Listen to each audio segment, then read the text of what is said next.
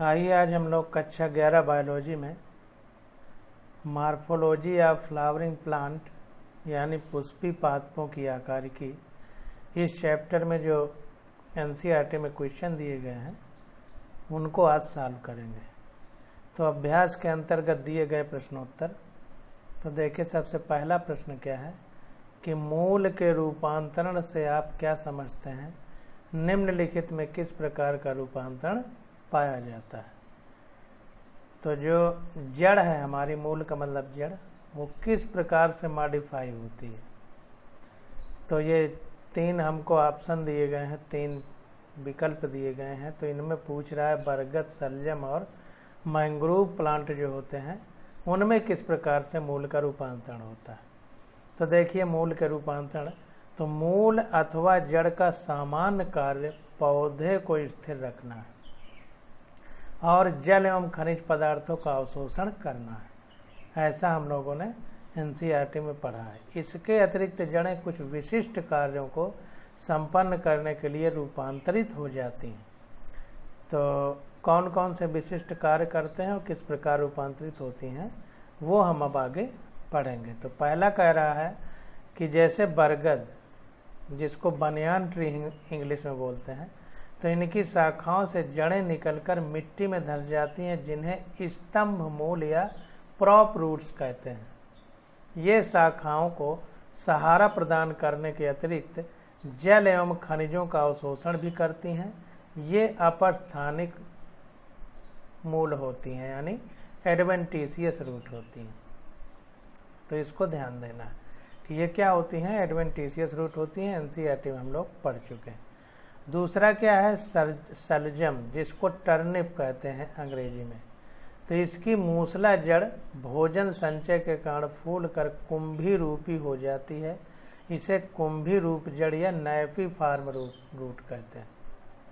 तो सलजम की जो है टैप रूट जो होती है, मूसला जड़ जो होती है, वो भोजन संचय का काम करती है और फूल करके, जैसे सुराही देखा होगा आपने, कुंभी का मतलब कुंभ रूप, जैसे घड़ा जिसमें पानी भरा जाता है उस तरह हो जाती है। सलजम तो आप सब लोग देखे ही होंगे। अब देखिए, आगे आ जाता है मैंग्रोव ट्री। तो मैंग्रोव जो पेड़ होते हैं, ये पौधे लवणोद्भिद होते हैं, यानी लवण का मतलब साल्ट होता है, नमक। तो ऐसी जगह पर उगते हैं जहाँ नमकीन या खारा पानी होता है। कह रहा है इनकी कुछ जड़ों के अंतिम छोर खूंटी की तरह मिट्टी से बाहर निकल आते हैं। तो अंतिम छोर क्या होता है, ऊपर जैसे खूंटा जानवरों के लिए गाड़ा जाता है उस तरह निकल आते हैं दलदल से। इन पर श्वास रंध्र पाए जाते हैं। तो जो जड़ें निकलते हैं इन पर श्वसन रेस्पिरेशन पोर पाए जाते हैं, श्वास रंध्र पाए जाते हैं। ये जड़ें श्वसन में सहायक होती हैं, अतः इन्हें श्वसन मूल कहते हैं। ये जड़ें सांस लेने में सहायक होती हैं, इसलिए इनको रेस्पिरेटरी रूट या श्वसन मूल कहते हैं। एग्जाम्पल क्या है, राइजोफोरा। अब देखिए, जहाँ पर ये उगते हैं वहाँ नमक की अधिकता होती है और दलदल पाया जाता है। तो दलदल में फंस जाने की वजह से जड़ें सांस नहीं ले पाती हैं, तो ये ऊपर निकल आती हैं सांस लेने की वजह से। तो इसीलिए इनको श्वसन मूल कहते हैं। अब यहाँ पर देखिए, पूरा फिगर में दिखाया गया है, ये बरगद की स्तंभ मूल, जैसे बरगद है, बरगद से निकल करके जमीन में धंसती हैं। तो ये बरगद का तना है, स्टेम, और यहाँ से देखिए ये प्रॉप रूट निकल के जमीन में जा रहे हैं।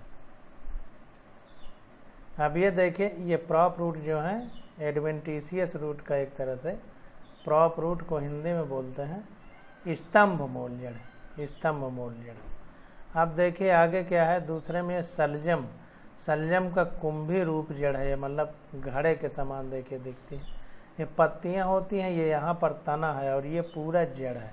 और यहाँ से देखिए छोटी छोटी फाइबर लाइक लेटरल रूट भी निकलते हैं। ये टैप रूट है, मूसला जड़ यानी मुख्य जड़ है। यहाँ पर ये देखिए राइजोफोरा का पेड़ दिखाया जा रहा है।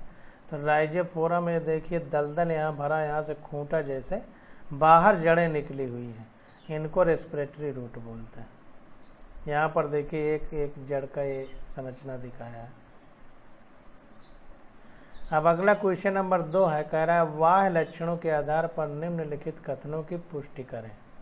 तो पौधे के सभी भूमिगत भाग सदैव मूल नहीं होते हैं। फूल एक रूपांतरित प्ररोह है। तो पहले देखते हैं कि पौधे के सभी भूमिगत भाग सदैव मूल नहीं होते हैं। जैसे हमारा आलू हो गया, हमारा अदरक हो गया, ये जड़ कहाँ है? मूल नहीं है, ये तने हैं। तो सारे भाग तो जड़ होते नहीं कि जमीन के अंदर है तो वो जड़ ही है, तने भी जमीन के अंदर होते हैं।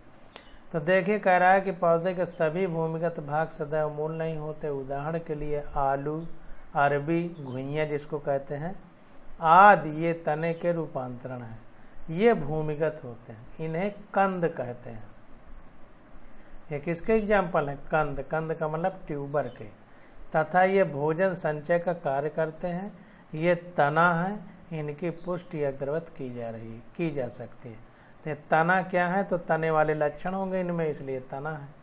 जैसे इन पर आँख पाई जाती हैं, आई मिलती हैं, जो वस्तुतः कक्षस्थ कलिका की सुरक्षा करती हैं। एक्जिलरी बट की ये लोग सुरक्षा करती हैं।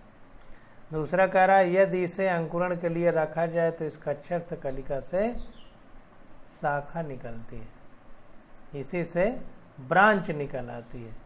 तो जैसी बात है कि ब्रांच निकल रही तो तने से ही शाखा निकलती है, जड़ से तो निकलेगी नहीं। जड़ में कोई पर्व अथवा पर्व संधि नहीं होती है। जड़ में जो है नोड और इंटरनोड नहीं पाए जाते हैं। अतः किसी प्रकार का अंकुरण होने के लिए कक्षस्थ कलिका भी नहीं होती, इसलिए अंकुरण के लिए एक्जिलरी बड भी नहीं होती है इसमें। तो इससे सिद्ध हो गया कि ये तना ही है। अब फूल एक रूपांतरित प्ररोह है, यानी फूल हमारा एक मॉडिफाइड तना है, तो ये सिद्ध करना है। तो flower is a modified shoot, मतलब तना। तो पुष्प एक रूपांतरित प्ररोह यानी मॉडिफाइड शूट है। पुष्प का पुष्पासन अत्यंत संघनित अक्षीय तना है। तो पुष्प का जो पुष्पासन होता है, जिस पे पुष्प लगा रहता है, वो एक बहुत संघनित मतलब घना अक्षीय तना है, यानी एक्जियल स्टेम है। अब देखिए बता रहा है कि इसमें पर्व संधियां अत्यधिक पास पास होती हैं।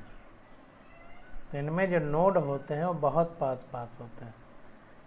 पर्व स्पष्ट नहीं होते, नोड स्पष्ट भी नहीं होते। झुमुक लता, जिसको पैसिफ्लोरा सबेरोसा बोलते हैं हिंदी अंग्रेजी में, झुमुक लता को अंग्रेजी में पैसिफ्लोरा सुबेरोसा बोलते हैं, में वाह्य दल तथा दल पुष्पासन के समीप लगे होते हैं।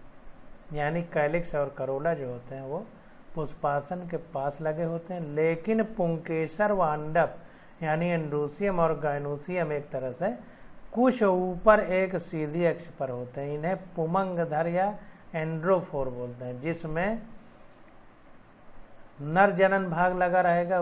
उस शाखा को या उस डंठल को एंड्रोफोर बोलेंगे। हुरहुर, जिसको अंग्रेजी में गाइनेंड्रोप्सिस बोलते हैं, में पुष्प दलपुंज व पुमंग के मध्य पुमंगधर तथा पुमंग एवं जायांग के मध्य जायांगधर या गाइनोफोर पर्व स्पष्ट होता है। तो जाहिर सी बात है जिसमें मादा जनन भाग होगा उसे गाइनोफोर बोलते हैं। कभी कभी गुलाब के पुष्पासन की वृद्धि नहीं रुकती और पुष्प के ऊपर पत्तियों सहित अक्ष दिखाई देते हैं। तो कभी कभी गुलाब के पुष्पासन की वृद्धि नहीं रुकती और पुष्प के ऊपर पत्तियों जैसी अक्ष दिखाई देती है। तो यहाँ पर देखिए फिगर बनाया गया है। पहला झुमुक लता में पुमंगधर, ए वाला, तो ये झुमुक लता में ये पुमंगधर, ये देखिए एंड्रोफोर, ये जो डंठल है जिसके ऊपर नर जनन भाग लगा है तो एंड्रोफोर बोलेंगे। एंड्रोफोर का मतलब एंड्रोसियम जिसमें लगा। और ये देखिए हुरहुर में पुमंगधर तथा जायांगधर, तो ये एंड्रोफोर है। एंड्रोफोर का मतलब एंड्रोसियम जिसमें है। एंड्रोसियम में देखिए लगे हुए हैं। ये एंथर है जहाँ पर परागकण रहते हैं।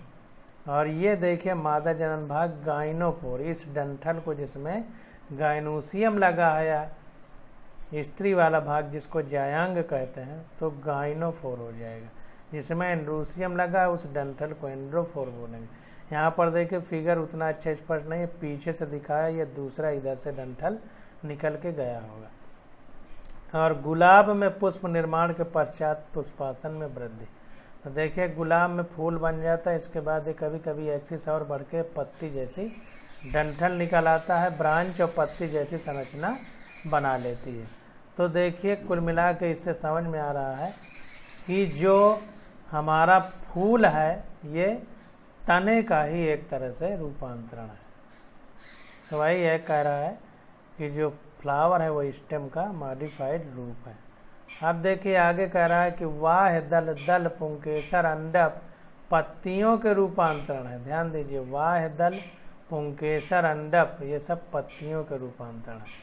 तो दो बातें ध्यान दीजिए कि देखिए फूल एक रूपांतरित प्ररोह, flower is a modified shoot.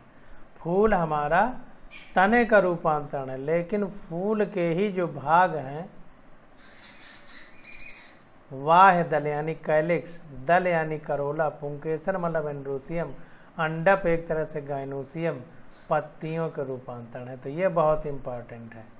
जैसे मुसेंडा में एक वाह दल पत्ती सदस्य रचना बनाता है, गुलाब में वाह दल कभी कभी पत्ती सदस्य रचना प्रदर्शित करता है, लिली जिसको अंग्रेजी में निम्फिया कहते हैं वाह दल एवं दल के मध्य की पत्ती जैसी रचना होती है। गुलाब, कमल, केना आदि में अनेक पुंकेसर दलों में बदले दिखाई देते हैं। तो दलों में बदले दिखाई देते हैं यानी कोरोला में। आदि पादपों के पुंकेसर पत्ती समान थे, जैसे ऑस्ट्रोबेलिया में प्रदर्शित होता है। तो देखिए केना में दल व दलाभ पुंकेसर के मध्य की विभिन्न अवस्थाएं। तो देखिए सब पत्ती जैसे दिख रहे हैं, तो इसका मतलब पत्ती के रूपांतरण। अब देखिए यहाँ पर हमसे कह रहा है कि एक पिच्छाकार संयुक्त पत्ती हस्ताकार संयुक्त पत्ती से किस प्रकार भिन्न है। तो पिच्छाकार संयुक्त पत्ती और हस्ताकार संयुक्त पत्ती में अंतर देखते हैं। तो देखिए अंग्रेजी में पिच्छाकार संयुक्त पत्ती को पिन्नेटली कंपाउंड लीफ बोलेंगे और हस्ताकार संयुक्त पत्ती को पाल्मेटली कंपाउंड लीफ बोलेंगे। तो पाम का मतलब हथेली होता है, तो पामेटली कंपाउंड लीफ। तो इसको देखते हैं। तो पहला क्या है कि पत्ती की आकृति पंख सदृश यानी फीदर लाइक होती है। तो पिच्छाकार पत्ती जो है पंख के समान होती है। हस्ताकार पत्ती में क्या है, पत्ती की आकृति हाथ की हथेली जैसी प्रतीत होती है। जैसे आपने देखा होगा इसमें पपीता में इसका पत्ता देखिए हाथ की हथेली जैसे ऐसे बना होता है। अब पिच्छाकार पत्ती यानी पिन्नेटली कंपाउंड लीफ में क्या है, जो पर्णक होता है जिसको लीफलेट कहते हैं, जिसमें पत्ती का लीफलेट रैकिस पर दोनों ओर लगे रहते हैं। तो रैकिस जो बीच वाली लाइन होती है उस पर लगे रहते हैं लीफलेट यानी पत्ती के ब्लेड। इसमें क्या होता है, पर्णक पर्णवृंत के छोर पर एक ही बिंदु पर लगे रहते हैं। ध्यान करिए पपीते की पत्ती को, तो एक ही बिंदु पर ऐसे ऐसे निकलते हैं। इसमें क्या है, पिन्नेटली कंपाउंड लीफ में रैकिस की संरचना के आधार पर ये एक पिच्चिकी, द्विपिच्चिकी, त्रिपिच्चिकी या बहुपिच्चिकी होती है। इसमें ध्यान करिए आप नीम की पत्ती को, तो नीम की पत्ती में देखिए एक इधर एक इधर एक इधर एक इधर ऐसे बीच वाली रैकिस पे या लगा रहता है पत्ती। तो वही कह रहा है कि अगर एक लगी होगी, एक ही होगी जैसे आम में तो एक पिच्चिकी, और दो होंगी तो द्विपिच्चिकी, किसी किसी में दो पत्तियां ऐसे ऐसे निकली रहती हैं, त्रिपिच्चिकी, बहुपिच्चिकी, जैसे नीम में बहुपिच्चिकी हैं। तो ये सब होते हैं। और हस्ताकार संयुक्त पत्ती यानी पामेटली कंपाउंड लीफ में क्या है कि पर्णकों की संख्या के आधार पर ये एक पर्णी, द्विपर्णी, त्रिपर्णी, चतुष्पर्णी या बहुपर्णी हो सकते हैं। तो इसको ध्यान दीजिए। तो इसका एग्जाम्पल क्या है, कॉटन बॉम्बिक्स एंड कैनाबिस। इसका एग्जाम्पल क्या है, गोल्डन सोवर प्लांट जिसको कैसिया फिस्टुला भी कहते हैं। अब आ जाता है क्वेश्चन नंबर 4 हमारा। तो क्वेश्चन नंबर 4 में कह रहा है कि निम्नलिखित के पर्ण विन्यास का उदाहरण सहित वर्णन कीजिए। तो पर्ण विन्यास के बारे में हमसे पूछ रहा है, फिलोटैक्सी जिसको अंग्रेजी में बोलते हैं। तो जाहिर सी बात है कि पत्ती किस प्रकार से सजाई गई है उसको हम पर्ण विन्यास कहते हैं। तो तने या शाखा की पर्व संधियों पर पत्तियां एक विशिष्ट क्रम में लगी रहती हैं, इसे पर्ण विन्यास कहते हैं। यानी पत्तियों का जो विन्यास है वो पर्ण विन्यास है। और पत्तियां चूंकि तने या शाखा की पर्व संधियों यानी नोड पर लगी रहती हैं और वो क्रम एक विशिष्ट क्रम होता है, तो इसलिए उस क्रम को पर्ण विन्यास कहते हैं। पर्व संधि यानी नोड पर पत्तियों की संख्या 1, 2 अथवा 2 से अधिक होती है। पर्व पर्ण विन्यास निम्नलिखित प्रकार का होता है। तो अब देखिए दिखा रहा है एकांतर अल्टरनेट। तो अल्टरनेट में क्या है कि जब एक पर्व संधि पर एक पत्ती होती है तथा अगली और पिछली पर्व संधि पर लगी पत्ती से इसकी दिशा विपरीत होती है तो इसे अल्टरनेट कहते हैं या एकांतर कहते हैं। जैसे गुड़हल, सरसों आदि। तो यहाँ पर देखिए एकांतर, एक पत्ती इधर है फिर इधर एक का अंतर है। देखिए ये यहाँ दोनों पत्ती ऐसे ऐसे निकलना चाहिए, तो एक के अंतर से फिर इधर निकल रही है, फिर इधर निकली तो यहाँ पर अंतर हो गया, इधर निकली है, फिर यहाँ अंतर हो गया, इधर निकली है। तो इसीलिए इसको एकांतर कहते हैं। ये पत्ती है, ये नोड है जिसको पर्व संधि बोलते हैं, और ये एक्जिलरी बड है, कक्षस्थ कलिका जिसको बोलते हैं। अब आगे देखिए क्या है दूसरा, अभिमुख यानी अपोजिट। जब एक पर्व संधि पर 2 पत्तियां हो तब 2 प्रकार की स्थिति हो सकती है। अब देखिए अपोजिट में जब एक ही पर्व संधि यानी नोड पर 2 पत्तियां इधर उधर निकले तो 2 स्थितियां बनेगी। एक अध्यारोपित यानी सुपर इम्पोज, जब पत्तियों की दिशा प्रत्येक पर्व संधि पर एक ही होती है जैसे अमरूद, तो इसको सुपर इम्पोज बोलेंगे। डिकसेट या क्रासित, जब 2 पत्तियों की दिशा प्रत्येक पर्व संधि पर पिछली तथा अगली पर्व संधि की अपेक्षा समकोण पर होती है जैसे आक के पेड़ में होता है। तो इसको देख लेते हैं। तो ये देखिए अभिमुख या क्रासित, ये दोनों एक ही हैं ऐसे, अभिमुख और क्रासित। तो देखिए पत्तियां एक ही जगह एक दूसरे से 90 डिग्री पर निकली हैं, और यहाँ पर देखिए एक दूसरे के विपरीत एक ही पॉइंट पर 2 पत्तियां निकली हैं। तो एक ही में एग्जाम्पल दिखा दिया है। तो अभिमुख में क्या है, अभिमुख का दोनों एग्जाम्पल है, और क्रासित कह रहा है। क्रासित जब 2 पत्तियों की दिशा प्रत्येक पर्व संधि पर पिछली तथा अगली पर्व संधि की अपेक्षा समकोण पर होती है जैसे आक। तो समकोण पर अगर हो जाए, जैसे एक पत्ती यहाँ पर निकले तो 90 डिग्री पर दूसरी पत्ती निकले, इस प्रकार। और यहाँ पर देखिए अपोजिट निकले हैं। तो अभिमुख में अध्यारोपित, जब पत्तियों की दिशा प्रत्येक पर्व संधि पर एक ही होती है जैसे अमरूद, तो एक ही होगी तो, और अपोजिट होगी तो इसको बोलेंगे सुपर इम्पोज। दिशा एक ही हो जाएगी, एक ही दिशा में दोनों पत्तियां निकलेंगी। यहाँ पर देखिए अपोजिट दिशा में निकली हैं, जब एक ही दिशा में 2-2 निकलेंगी। अब देखिए अगला आ जाता है हॉर्ल, जब एक पर्व संधि पर 2 से अधिक पत्तियां निकलें, जैसे कनेर में एक ही जगह से 2 से अधिक पत्ते निकल जाएं। कनेर का आपने देखा होगा। ये देखिए अभिमुख और अध्यारोपित, अभिमुख में अध्यारोपित ये दिखा रहा है। ये देखिए अभिमुख में क्रासित दिखा रहा है। क्रासित में क्या था उसको देखिए। तो कह रहा है जब 2 पत्तियों की दिशा प्रत्येक पर्व संधि पर पिछली तथा अगली पर्व संधि की अपेक्षा समकोण पर होती है। तो देखिए जैसे एक पत्ती यहाँ पर निकली, एक पत्ती यहाँ, तो ये जो पत्तियाँ निकल रही हैं ये अगर पूरब पश्चिम निकलेगी तो ये उत्तर दक्षिण निकलेगी। अब आपको समझ में आ गया होगा। तो 90 डिग्री का कोण बनाएगी, ये कहने का मतलब। तो क्रासित है। अब देखिए यहाँ पर अध्यारोपित यानी सुपर इम्पोज्ड, जब पत्तियों की दिशा प्रत्येक पर्व संधि पर एक ही होती है जैसे अमरूद। तो यहाँ पर देखिए पत्तियों की दिशा एक ही होगी अध्यारोपित में। देखिए ये जैसे नीचे वाली दिशा है वैसे ऊपर वाली भी दिशा है। सब पत्तियां एक ही क्रम में हर जगह वही उसी दिशा में निकलेंगी। पूरब पश्चिम में ये होगी तो पूरब पश्चिम में ये भी, पूरब पश्चिम में ये भी है। बी हमारा चक्रित है। चक्रित का मतलब एक ही बिंदु पर 2 से अधिक पत्तियां एक साथ निकलती हैं। देखिए एक ही बिंदु पर 3 पत्ती निकली है, या देखिए कई पत्तियां निकली हैं, तो एक ही बिंदु पर बहुत सारी पत्तियां निकलेंगी। तो हॉर्ल या चक्रित में जब एक परसंधि पर 2 से अधिक पत्तियां होती हैं, जैसे कनेर। अब देखिए 5वां क्वेश्चन देखते हैं। कह रहा है निम्नलिखित की परिभाषा लिखिए। पुष्प दल विन्यास। तो पुष्प दल विन्यास, इसको एस्टिवेशन कहते हैं। तो पुष्प दल विन्यास, तो कह देखिए एस्टिवेशन इसमें कह रहा है कि कलिका अवस्था में बाह्य दलों या दलों यानी सेपल और पेटल की परस्पर सापेक्ष अवस्था को पुष्पदल विन्यास कहते हैं। यह कोरस्पर्शी, व्यावर्तित, कोर छादी या वैक्जिलरी प्रकार का होता है। एनसीईआरटी में हम लोग पढ़ चुके हैं।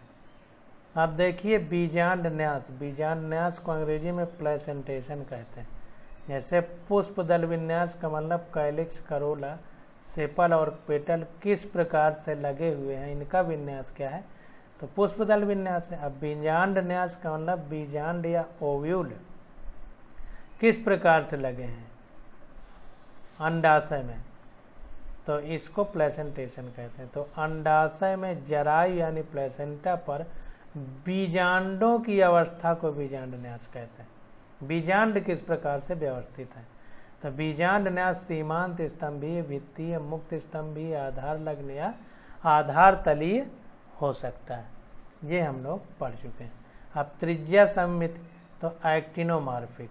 जब पुष्प को किसी भी मध्य लंब अक्ष से काटने पर 2 सम अर्ध भागों में विभक्त किया जा सके तो इसे त्रिज्या सममित या एक्टिनोमार्फिक कहते हैं। ध्यान दीजिए, जब पुष्प को किसी भी मध्य लंब एक्सिस से, मध्य लंब एक्सिस में किसी भी तरह काट सकते हो, ये नहीं कि कहीं से भी किसी तरह, मध्य लंब एक्सिस से किसी भी तरह किसी भी अक्ष में काटने पर अगर 2 बराबर भाग बन रहे हैं तो इसको एक्टिनोमार्फिक कहेंगे।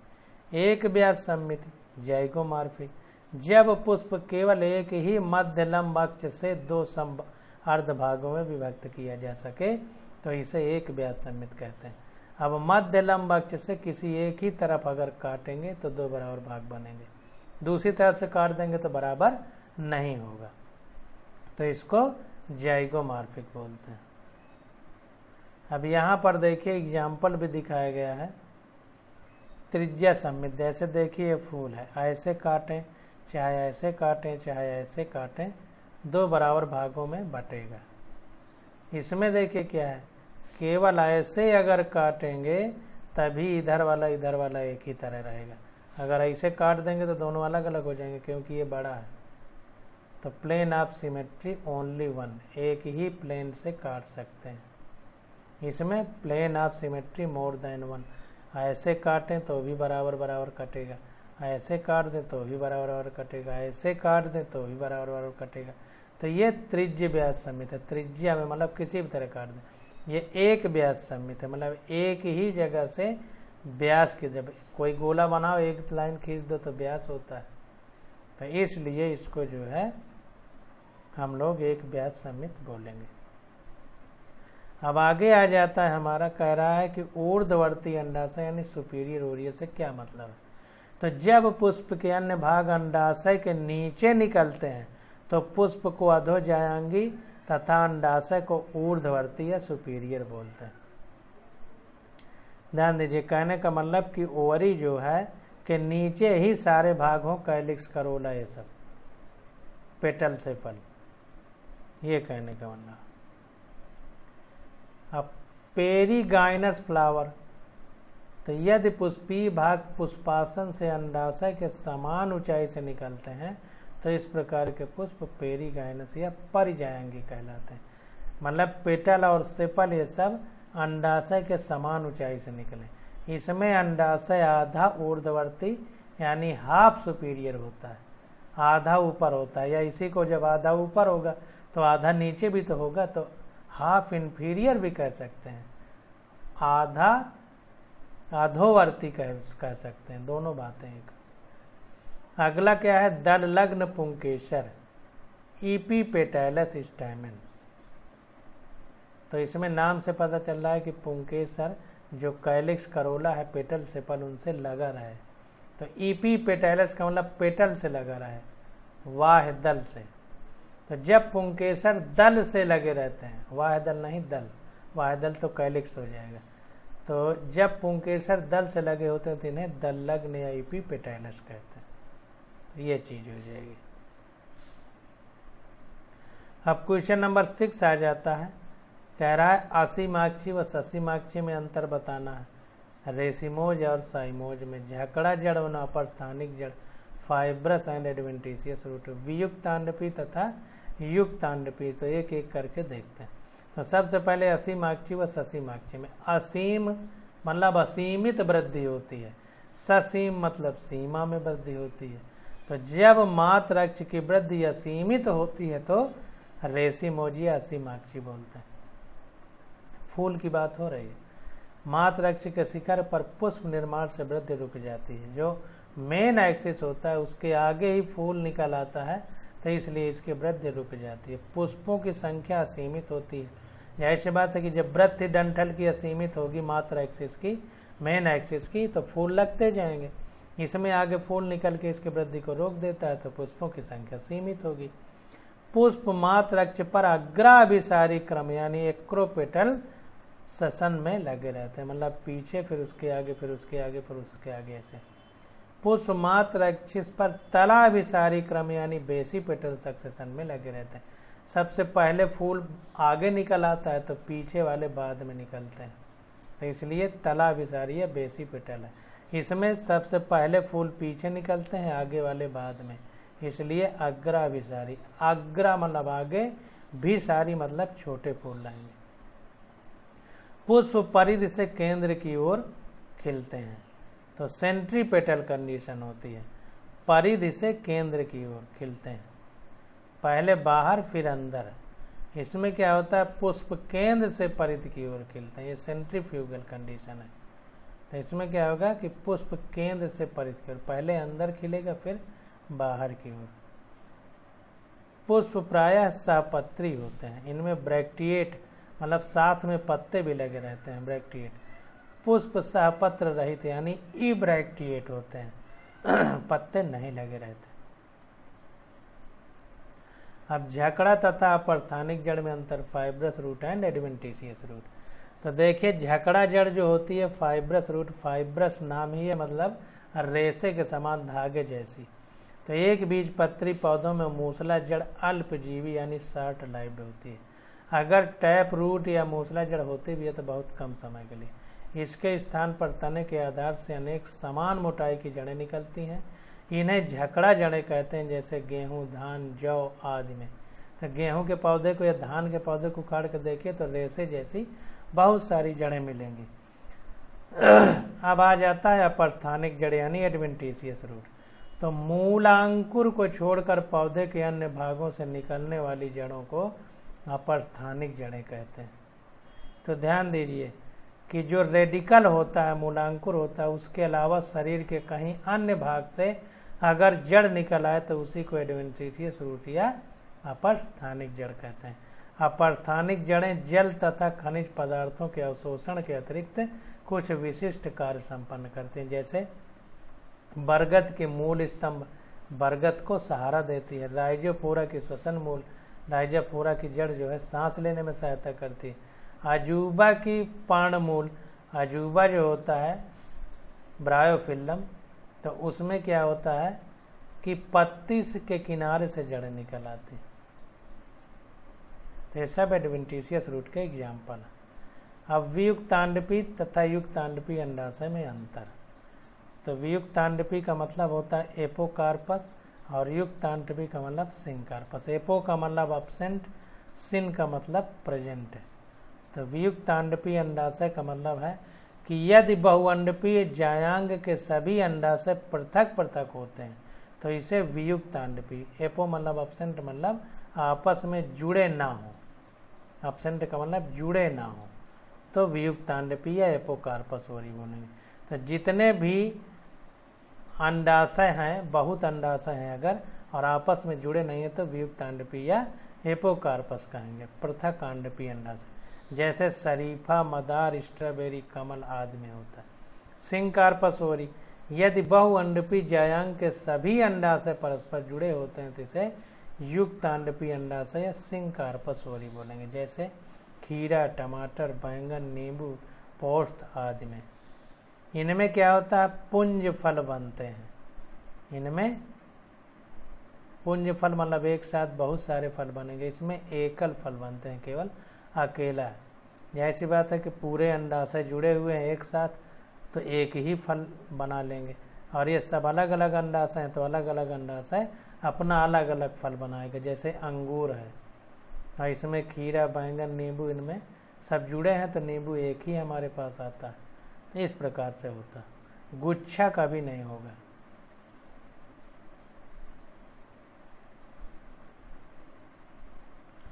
अब क्वेश्चन नंबर 7 आ जाता है, तो इसकी स्टडी हम लोग अगले लेक्चर में करेंगे। आज बस यहीं तक।